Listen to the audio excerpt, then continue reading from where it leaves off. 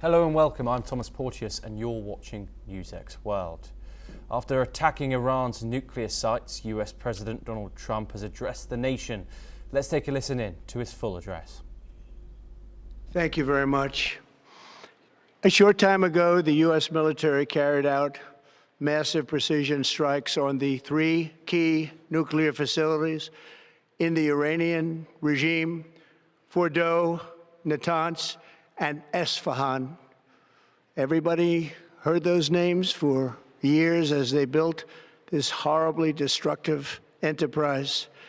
Our objective was the destruction of Iran's nuclear enrichment capacity and a stop to the nuclear threat posed by the world's #1 state sponsor of terror. Tonight, I can report to the world that the strikes were a spectacular military success. Iran's key nuclear enrichment facilities have been completely and totally obliterated. Iran, the bully of the Middle East, must now make peace. If they do not, future attacks will be far greater and a lot easier. For 40 years, Iran has been saying death to America, death to Israel. They have been killing our people, blowing off their arms, blowing off their legs with roadside bombs. That was their specialty. We lost over 1,000 people, and hundreds of thousands throughout the Middle East and around the world have died as a direct result of their hate. In particular, so many were killed by their general, Qasem Soleimani. I decided a long time ago that I would not let this happen. It will not continue. I want to thank and congratulate Prime Minister Bibi Netanyahu. We worked as a team like perhaps no team has ever worked before. And we've gone a long way to erasing this horrible threat to Israel. I want to thank the Israeli military for the wonderful job they've done. And most importantly, I want to congratulate the great American patriots who flew those magnificent machines tonight, and all of the United States military on an operation the likes of which the world has not seen in many, many decades. Hopefully, we will no longer need their services in this capacity. I hope that's so. I also want to congratulate the chairman of the Joint Chiefs of Staff, General Dan Raisin-Kane, spectacular general, and all of the brilliant military minds involved in this attack. With all of that being said, this cannot continue. There will be either peace or there will be tragedy for Iran far greater than we have witnessed over the last 8 days. Remember, there are many targets left. Tonight's was the most difficult of them all, by far, and perhaps the most lethal. But if peace does not come quickly, we will go after those other targets with precision, speed, and skill. Most of them can be taken out in a matter of minutes. There's no military in the world that could have done what we did tonight, not even close. There has never been a military that could do what took place just a little while ago. Tomorrow, General Kane, Secretary of Defense, Pete Hegseth will have a press conference at 8 a.m. at the Pentagon. And I want to just thank everybody, and in particular, God. I want to just say, we love you, God, and we love our great military. Protect them. God bless the Middle East. God bless Israel, and God bless America. Thank you very much. That was President Donald Trump's statement to the nation earlier today. As we just heard, US President Donald Trump defended his massive strikes on Iranian nuclear sites, calling them a spectacular success and insisting they were necessary to stop a nuclear threat. He was speaking from the White House, where he said the goal was to destroy Iran's enrichment capacity and prevent what he called the, quote, world's #1 state sponsor of terror from going nuclear. The US used 6 B-2 bombers to drop 12 bunker buster bombs on Fordow, while Navy submarines fired cruise missiles at the 2 other facilities, Natanz and Isfahan. Trump warned Iran against retaliation, promising an even stronger response if they strike back. Reaction has been swift. The UN Secretary General has called the strikes a dangerous escalation and urged all parties to de-escalate. Meanwhile, Iran-backed Houthi rebels have threatened to target US naval assets. Tensions now stand at a boiling point, with the region and the world on edge. We're now joined by Ambassador Pradeep Kapoor, who's a former diplomat located in Washington, D.C., USA. Thank you very much, Ambassador Kapoor, for joining us on the program. I just want to get your immediate reaction to these strikes when you saw the news this morning. What was your reaction? Was it worry? Was it prowess? Was it relief? What are your thoughts on these precision but possibly escalatory strikes on Iran by the United States? Thank you, Tom. I think it is another significant development in the evolving scenario between Israel and Iran and US and the Middle East and Western Europe and Russia and China.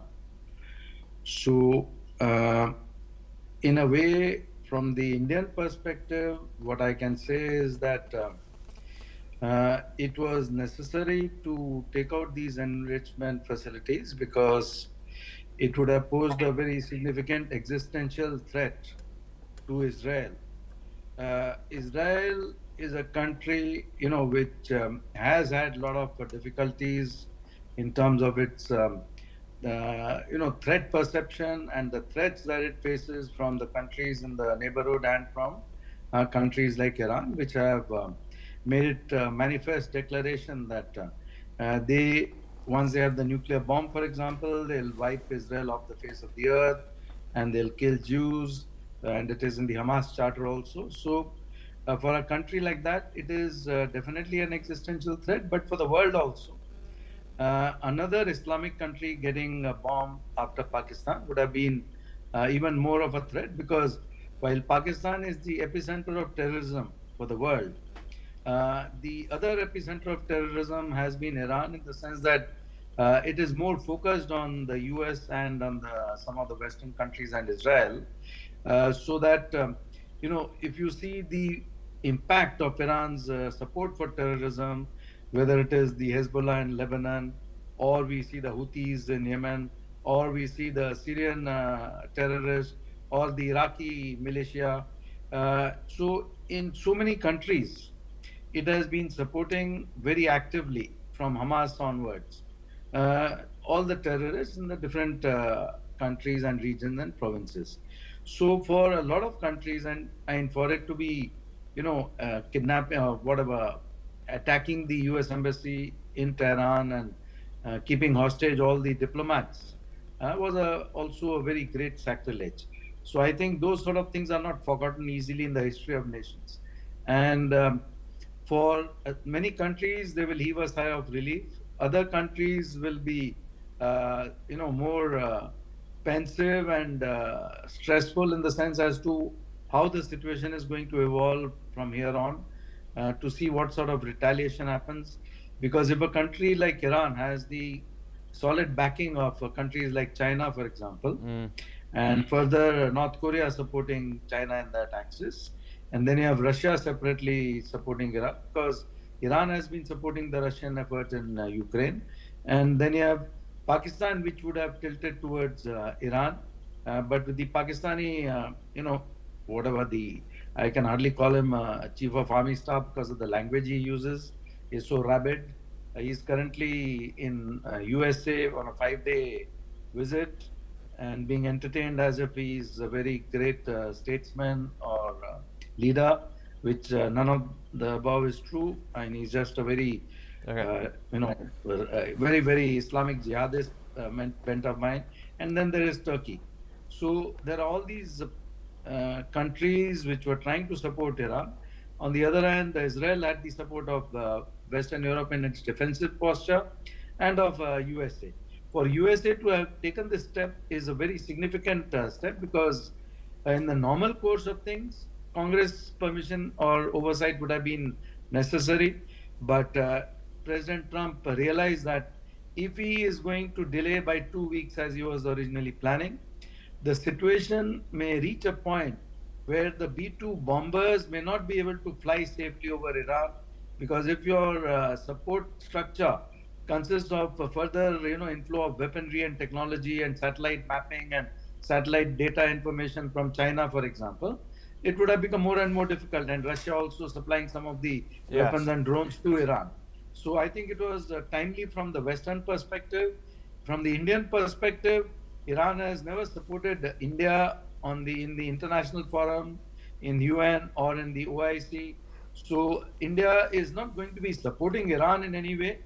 But Israel has been very vocal and very profound in its support for India and whatever problems we have been facing with the Pakistanis and the Pakistani terrorists. So I think for India to continue to, indirectly support Israel will be very important, because Israel needs that sort of support at this juncture. Thank you, Tom. Thank you. Ambassador Kapoor, please stay with us. We're also joined by Eric Wahlberg, who's a political analyst located in Toronto. Eric, thank you very much for joining us on the program. I also want to get your immediate... Okay. Pradeep, we're coming back to you. I think we had some technical issues there. Ambassador Kapoor, Donald Trump, Prime Minister Netanyahu has called for regime change in Iran. Donald Trump has vetoed this previously. However, he said that he does know where the supreme leader of Iran is hiding. He says he doesn't want him dead for now, but hasn't ruled it out later. Now, Donald Trump has destroyed Iran's nuclear facilities. Do you think he's happy with where the status is in this war, or do you think he will take it further? He will pursue Israel's aims in toppling the Iranian regime, which some United States senators and political heavyweights are in fact doing. I think that is not going to be easy for Donald Trump or Netanyahu, because this is for the Iranian people to take a call. They have to make sure that Iran does not pose a threat to the existence of Israel. Iran does not pose a threat to the US. Iran does not pose a threat to the other countries of the world through its support for terrorist actors in so many different countries and regions. So that capacity has to be destroyed. Thereafter, it is for the Iranian people to decide whether they want to continue with the Ayatollah Ali Khamenei, or they want to depose him and have somebody more sensible who would be able to take them on a rational path. Because if you see Iran, and if you see the images of Iran before the Shah Reza Pahlavi was deposed, now that the very significant nuclear capacities of Iran have been destroyed, including in Fordow, which we just saw, including in Natanz, Isfahan, and the other areas which Israel struck earlier. So it is at this point for the Iranian people to see whether they want to go back to the moderate form of religion and the moderate form of practice, which they used to have, maybe 50 years back, 70 years back, and then have more education, more technology, more science, more development, rather than focus more on nuclear bombs or terrorism. So I think it's a choice which the people of Iran have to make, and which they will make on their own. But if you try to interfere in that process and you mess it up, which you have done in the past in so many countries, because every time America has gone and done that in some countries, it has resulted in a lot of mess and a lot of difficulties for the US in the longer term. So to put your hands into a situation where you cannot control it beyond a point is not worth your time or effort. So I think they have to refrain from this completely and let it be totally a decision of the people of Iran. Thank you, Tom. Thank you, Ambassador Kapoor, for joining us on the program. We're now joined by Eric Wahlberg, who's a political analyst, and he's located in Toronto, Canada. Thank you very much, Eric, for joining us. I also want to get your immediate reaction when you saw the news this morning. Fears of possible escalation in the region. We've seen lots of international reactions now. We've seen the UN condemning the strikes and warning against escalation in this conflict. What are your thoughts on America's actions within the last 24 hours? I couldn't disagree more with both of your speakers, Trump and the Honorable Ambassador. This attack was totally unprovoked. It's totally illegal. It violates the Non-Proliferation Treaty, the UN Charter, the American Constitution. It's evil. And this idea that it's to protect Israel. Israel wants to destroy Iran because Iran is the only Muslim power that is standing up to it, and it's the spearhead of the Palestinian liberation movement, and that's what the whole world is rooting for now, is for the liberation of Palestine and the end of Israel's terror. The worst terrorist in the world is number one, Israel, and number two, America. So this idea that Iran is a terrorist, that's also a complete nonsense. So what we're listening to is a complete inversion of actual fact and actual good behavior in the world. We're seeing the worst at the top, and we're seeing the people standing for freedom and justice being obliterated, as Trump so articulately said. That he was obliterating. He loves to use big words to match his small mind. So this is a terrible day. It's a day of infamy, very much like FDR's announcement on the day that Pearl Harbor was attacked by the fascists of that day, which were the Japanese. Now our fascists are in the White House and in Tel Aviv. So I have nothing positive to say about this at all. All I can do is hope that Iran destroys more and more of Israel's military sites. It's already destroyed the port of Haifa. It's a real victory for justice in the world when Israel is obliterated. Okay, Eric, we have some breaking news coming in now. Please stay with us. We have an Iranian lawmaker has said that damage to the Fordow nuclear facility from recent strikes was mostly on the ground and can be restored. According to Iranian media, the lawmaker said that the site has not suffered serious damage. And we have some more news as well coming from the region. The Iran-backed Houthi rebels have announced that all American commercial ships and warships are now considered legitimate targets. The escalatory statement comes amid heightened regional tensions following US strikes on Iranian nuclear facilities. Eric, I want to come back to you now. The regional tensions are already escalating following this strike by the United States. Donald Trump has called for peace. However, that does not seem to be the case in what's happening. Can we start with the regional problems that are going to escalate in regards to these direct strikes, and then we'll move on to the possible outcomes that can happen internationally. What are your thoughts on now Iran's proxy groups rising, now calling for violence and condemning America? We've also had a statement from Hamas, who have blamed and condemned blatant aggression of the US strikes on Iranian bases. What are your thoughts, Eric? This Hamas is every day it's killing the real terrorists, the IDF that are just going around shooting innocent mothers and children, lining up for their rations, the starving masses. But the Hamas is still active, even though all of its leaders were assassinated by the terrorist Israel. More and more people join Hamas because they are fighting for their own liberation. And it's really exciting to see every day IDF soldiers are being killed, even though there is no food going in, there are no weapons going in. What Hamas does is they find the unexploded bombs that Israel drops, huge numbers of bombs. Apparently they ran out of detonators, so they use defective detonators. So many of the bombs, 20% of the bombs, don't actually explode. So Hamas uses them, it recycles them, and it kills IDF soldiers. And as you said, also the Houthi, the Ansarallah, they are blockading the ports in the Red Sea. Now Iran has destroyed the port of Haifa and several other ports, and all the airports are closed as far as I know. So Israel's more concerned about Israelis trying to flee.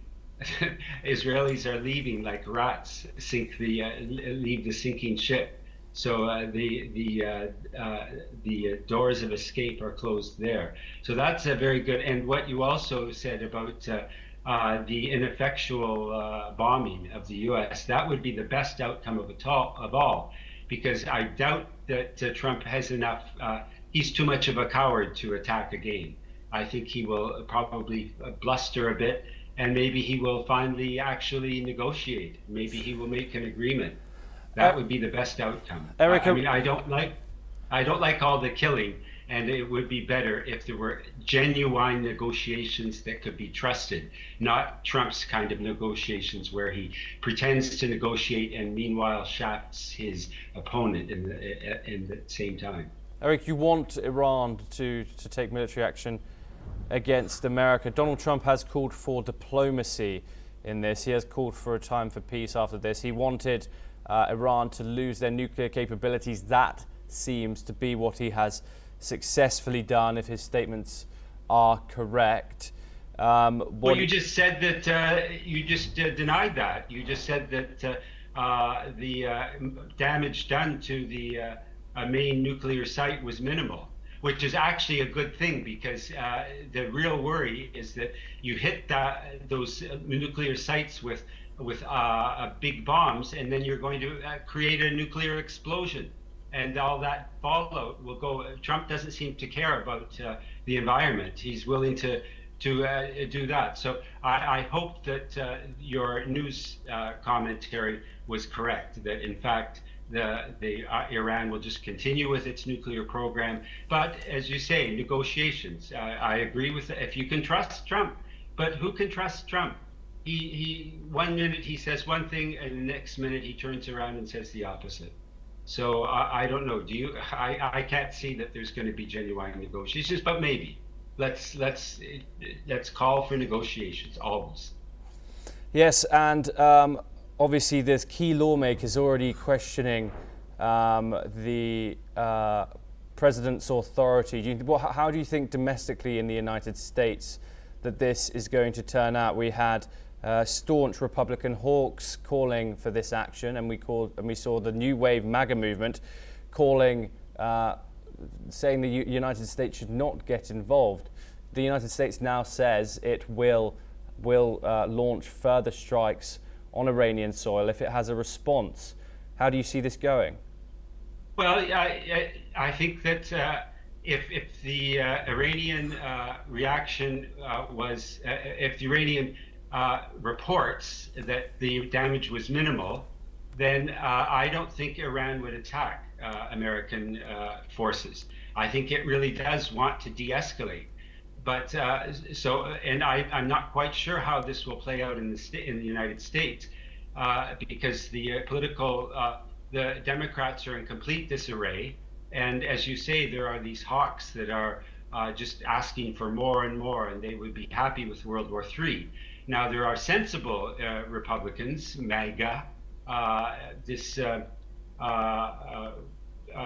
forget her name, but she's a very outspoken supporter of Trump. I can't remember, but she and quite a few sensible Gates. I think is it Michael Gates? He has also spoken out against this. So I think that perhaps there will be some reaction. I hope that there will be a blowback against Trump in the U.S., which would prevent him from continuing to attack. I mean, this is the real worry, is that he could just keep escalating, and because he's a dictator. He's doing all of this out of the White House. Everything he's doing is illegal, and he's getting away with it because everyone is afraid of him. So he's the tyrant in the world now, and I don't know if enough Republicans can mobilize to protest, because also his big budget, his beautiful budget, as he called it, which was just a giveaway, a tax giveaway to the rich, that probably is not going to go through. So his domestic policies are collapsing, the tariffs, all of that is a complete disaster. So we'll have to see what happens. Eric Wahlberg, thank you very much for joining us on the program. If you've just joined us, viewers, we are covering the US has bombed Fordow and 2 other nuclear sites on Iranian soil. In an address from the White House, Trump warned Iran that they must make peace or risk further attacks. He called the strikes on Fordow and the 2 other military bases a spectacular military success and said that Iran's nuclear capabilities are completely destroyed. We have heard conflicting reports of this and we will continue to bring them to you.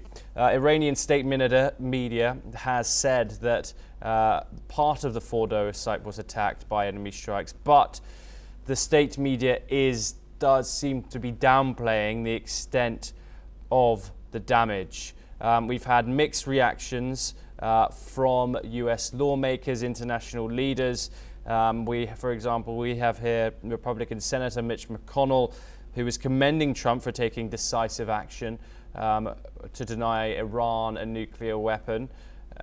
We have, in contrast, Mike Warner, who's the vice chairman of the Senate Intelligence Committee, saying Trump's decision risks dragging the US into another open-ended war that could cost American lives and resources for years to come. That comes from the Democratic vice chairman of Senate Intelligence. We've also had some international reactions come in, of course. Israeli Prime Minister Benjamin Netanyahu has released a video statement where he congratulates Donald Trump, calls his decision bold to target Iranian nuclear facilities with awesome and the righteous might of the United States that will change history. He says that history will record that President Trump acted to deny the world's most dangerous regime in the world's most dangerous weapon. Moving on, in contrast, once again, we've had UN Secretary General Antonio Guterres saying that he is gravely alarmed by the use of force by the United States in Iran today.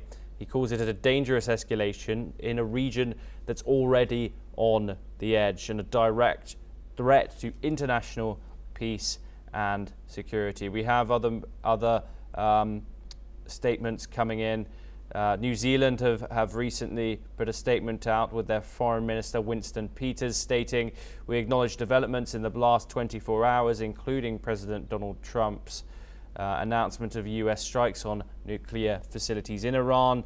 They have called this extremely worrying, and it is critical that further escalation is avoided. Australian government spokesperson has said, given a statement along the same lines. They've called for de-escalation, dialogue and diplomacy.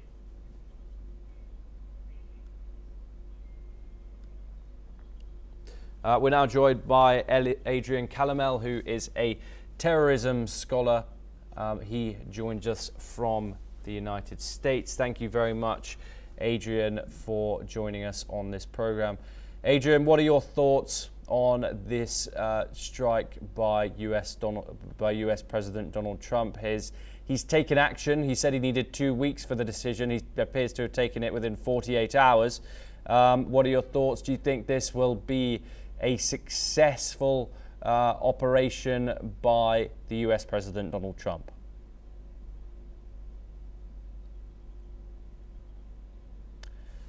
Within 2 weeks, I think just on an interview yesterday, I said his mind was already made up.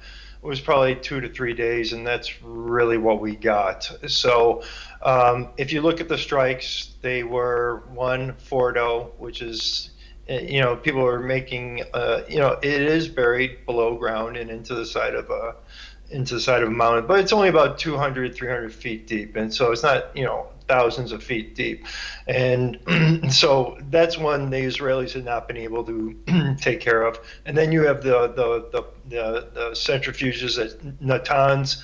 That was taken out, and then Isfahan. So with those three off the table, that really puts a major dent into Khamenei's nuclear program.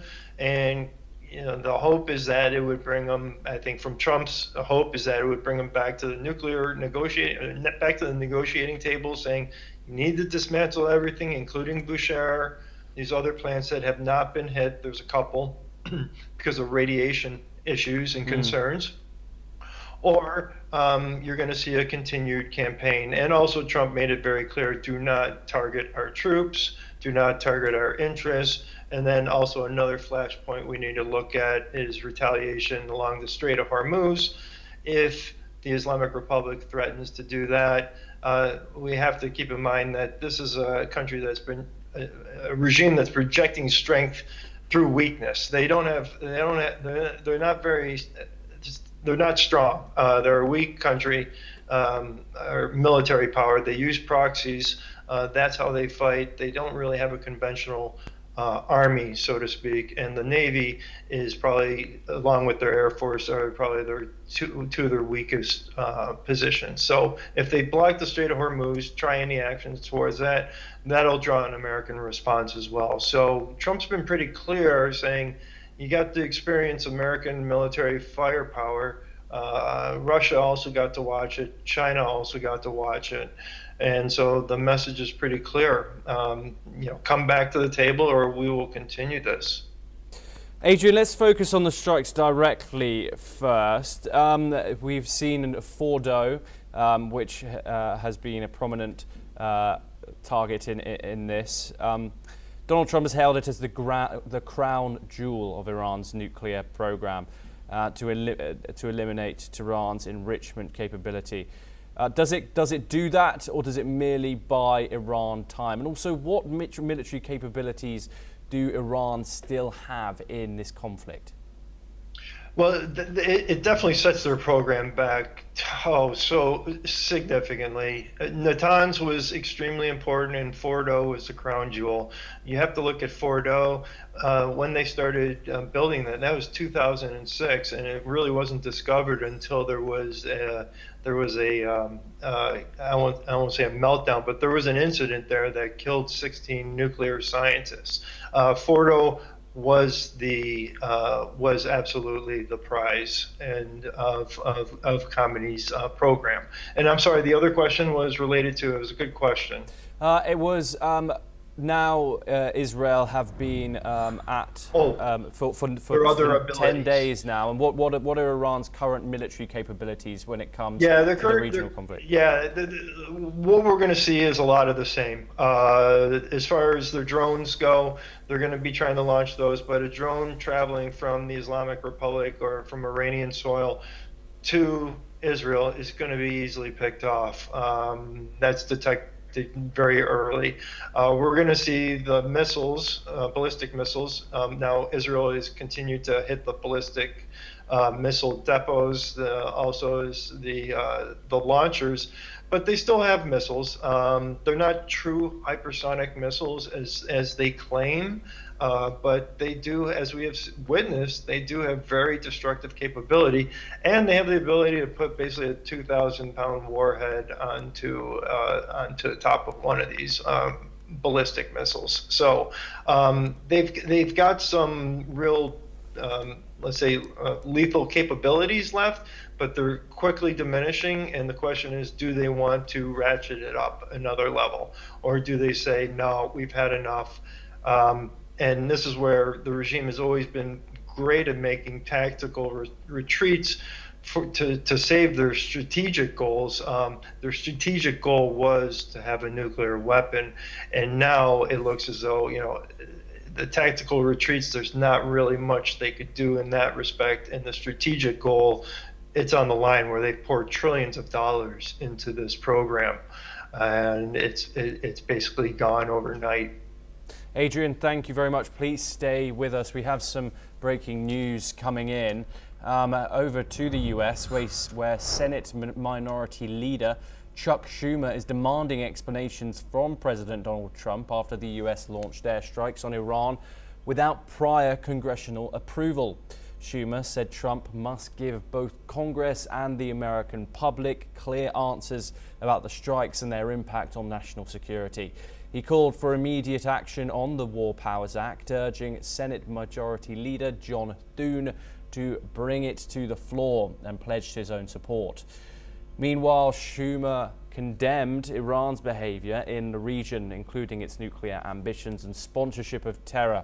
He warned that Trump's unilateral strike could trigger a wider, longer, and more devastating war. We have more news, but this time moving back to the region where the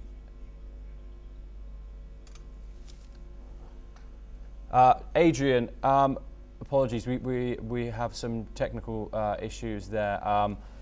I want to come first to the fact that Donald Trump has launched these strikes without getting congressional approval. How can he do this? Is this something completely out of, has he completely thrown the book out of the window in regards to this, or have presidents done this before? No, he can do this. We're not at war. He doesn't need to, he's not mobile.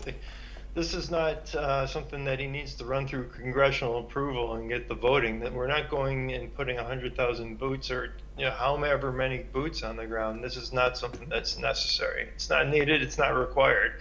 And Senator Schumer is just playing politics here. He should know, if anyone, the brutal nature of this regime and their true intent. So, shame on him for really playing politics with this decision.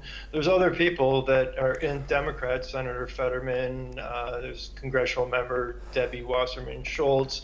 There's multiple Democrats that are on board with this and saying, this was the right decision.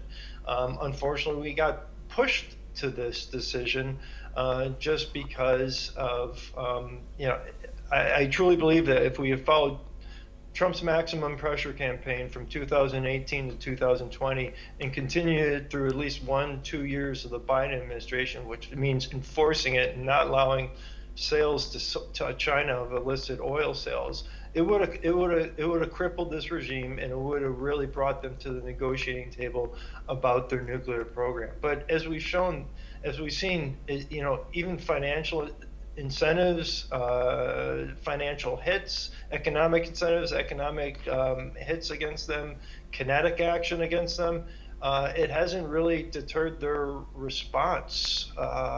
They have been resolute, and that's why I never thought there was an off-ramp here, because I understand how Ali Khamenei believes and what he thinks. He believes that a nuclear weapon was critical to the survival of his regime. It started as a covert operation, covert nuclear program, all the way back in 1992. Then it became public. Then they signed on to NPT, which they had violated over and over. The IAEA finally found them in violation just a couple days before the Israeli attacks, and they had been in violation all along. And this is the end result. There's been every type of stick or carrot has been used, and nothing has worked. Unfortunately, with the Islamic Republic, my belief is that we've always looked at it, or at least recently, as a nuclear file, instead of looking at it more holistically, is that this is a really nasty regime that is responsible for the civil war in Syria, is responsible for what's happened in Lebanon, what's happened in Yemen to the Yemeni people, what's happened, just around to the Israelis, to Americans, to people around the world. They've killed, maimed more international people, terror attacks, you name it. Then that's why they're the lead state sponsor of terror. I mean, they don't get that name for just any reason, and that's why the nuclear program could not fall into the hands of a state sponsor, because this is a country where Osama bin Laden did call Tehran, the Islamic Republic, his core facilitation pipeline. They work closely together.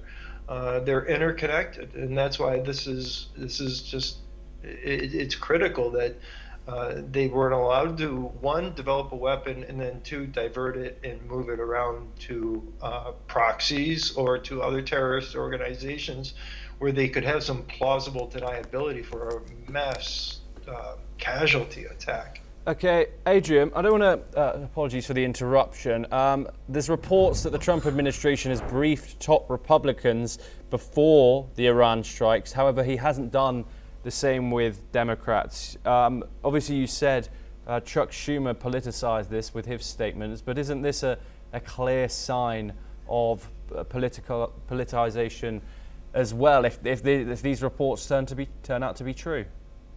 Well, I don't know. I would really doubt that those reports are true, because these decisions are made inside a skiff, inside of a war room. This is not something that you broadcast. If you look at this entire operation, starting with the Israelis, 9-10 days ago, there's been tremendous operational security, and we're not going to have another signal gate like we had with Operation Rough Rider against the Houthis. So I don't think that's the case.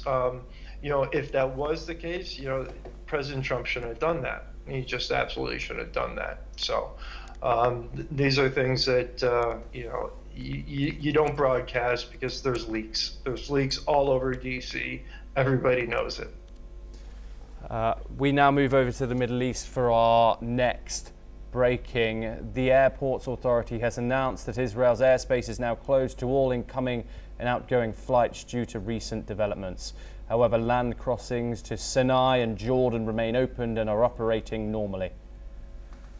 We now move back to Adrian for our next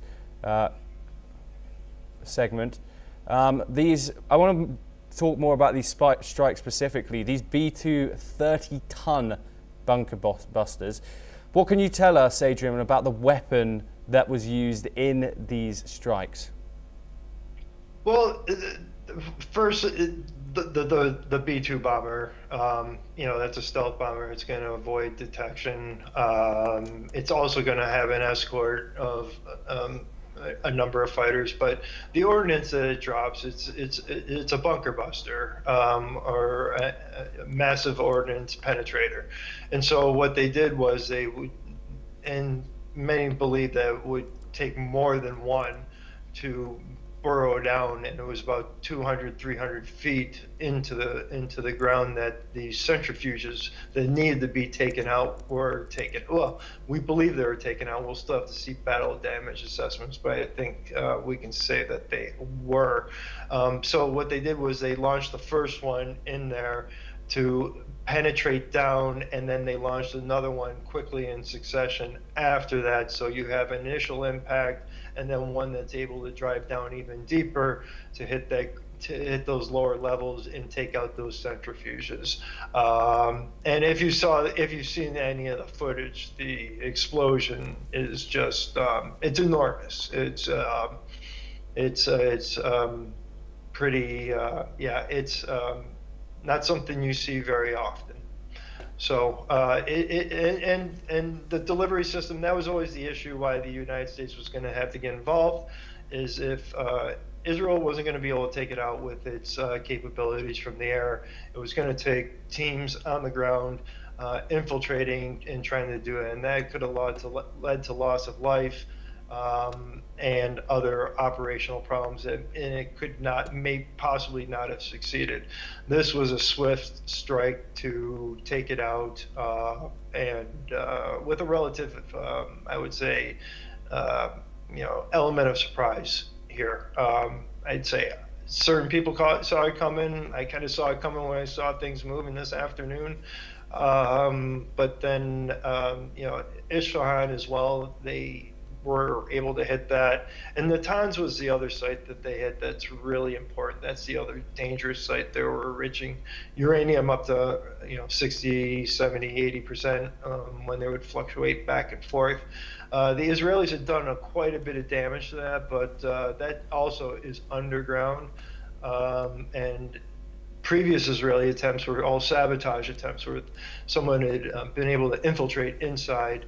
Mossad had been running circles around the IRGC in the Islamic Republic for years, and they planted explosives and would take them offline, a couple hundred centrifuges. But that only set the program back. Couldn't do it from the air, and then the United States came in tonight with its strike there and kind of finished that one off. The last one that, the one that everybody talks about that's still remaining that hasn't been touched, and a lot of people allude to 20 Russian scientists being there, and that's Bushehr nuclear plant. I think it has less to do with 20 nuclear scientists, and has more to do with the fact that there's significant chance of radiation and contamination if that site gets hit.